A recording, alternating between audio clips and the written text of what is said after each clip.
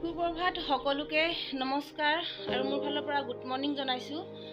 যিহেতু বতাহ বৰষুণ মই আগতেও এবাৰ ঘৰটো ভিডিঅ' কৰি দিছিলোঁ, দেখুৱাইছিলোঁ।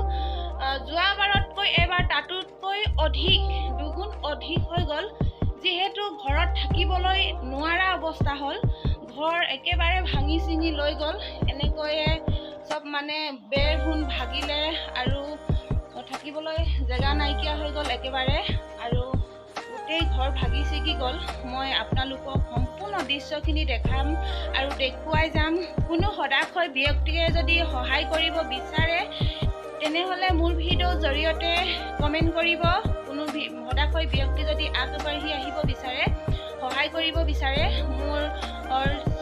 মোৰ এই ভিডিঅ'টোতে, মই যদি আপোনালোকে কমেণ্ট কৰে, কোনো যদি আগবাঢ়ি আহিব বিচাৰে তেখেতলোকক সহায় কৰিবলৈ, সিহঁতৰ ঘৰখনক সহায় কৰিবলৈ, তেতিয়াহ'লে কমেণ্ট কৰি জনাব। কমেণ্ট কৰি জনোৱাৰ লগে লগে মই একাউণ্ট নম্বৰ দি দিম। সেই একাউণ্টতে আপোনালোকে 2 টকা পায়, 1 টকা পায় সহায় কৰিব। যিহেতু জুৰুলা হৈ পৰিছে একেবাৰে, আৰু মোৰ ক'বলৈ ভাষা নোহোৱা হৈ গৈছে। যিহেতু মই কোনো ডাঙৰ ইউটিউবাৰ নহয়, মই এটা সৰু সুৰা কেমেৰা কৰাহে বুলি ক'ব পাৰি। মই ভিডিঅ'টো বনাবলৈ বনাইছোঁ আপোনালোকক দেখুৱাবলৈ, কিছু মই সহায় কৰিবলৈ। তেনেকৈ মই কোনো এনেকুৱা মই ধনী ব্যক্তি নহয়, তথাপিও মই মোৰ ফালৰ পৰা কেইডালমান মই বাঁহ দিম বুলি ভাবিছোঁ। যিহেতু গোটেই ঘৰখন শেষ হৈ গ'ল, আৰু আপোনালোকে যদি সহায় কৰে, মই আকৌ এবাৰ পুনৰ দহৰাই কৈছোঁ, এই ভিডিঅ'টোৰ জৰিয়তে একাউণ্ট নম্বৰ দিম। আপোনালোকে কমেণ্ট কৰি জনালে, খুজিলে মই দিম। যদি খোজে আপোনালোকে কমেণ্ট কৰিব, আৰু মই ভিডিঅ'টো আপোনালোকক দেখুৱাই যাম আৰু আপোনালোকে চাই থাকিব। গোটেই ঘৰখন মই ক'ত কি হ'ল সকলো দৃশ্য মই আপোনালোকক দেখুৱাম। এনেকুৱা এটা ভয়ংকৰ ৰূপ ল'লে আৰু ক'বলৈ মোৰ অন্তৰৰ পৰা ভাষা নোহোৱা হৈ গৈছে। আৰু ইয়াৰ এনেকৈয়ে একেবাৰে দেখিবলৈ পৰিৱেশটো বেয়া হৈ গৈছে। যিহেতু একো নাই ঘৰখনত, চব তিতি বুৰি পানী হৈ গ'ল, আৰু গোটেই ভাঙি চিগি উৰুৱাই বনাই লৈ গ'ল। মই আকৌ আগতে এবাৰ দেখুৱাইছিলোঁ আৰু এতিয়াও দেখুৱাইছোঁ আপোনালোকক। আহক সহায় কৰকহি এই ব্যক্তিগৰাকী, আৰু মানুহ আছে, মোৰ ভণ্টি এটা আছে, সহায় কৰি দিব আছে। এয়া মোৰ ভণ্টি কাপোৰ মেলি সহায় কৰি দিলে।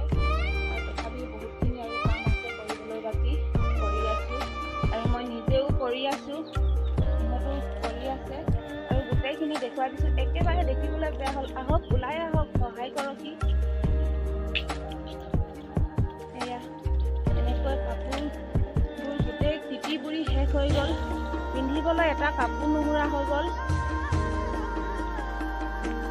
এখন বিচনাত পাৰি ল'বলৈ, বা এটা ল'ৰাই পিন্ধিবলৈ, বা ঘৰৰ মানুহজনে পিন্ধিবলৈ কাপোৰ নোহোৱা হৈ গ'ল। একেবাৰে দৃশ্যটো বেয়া লগা দৃশ্য।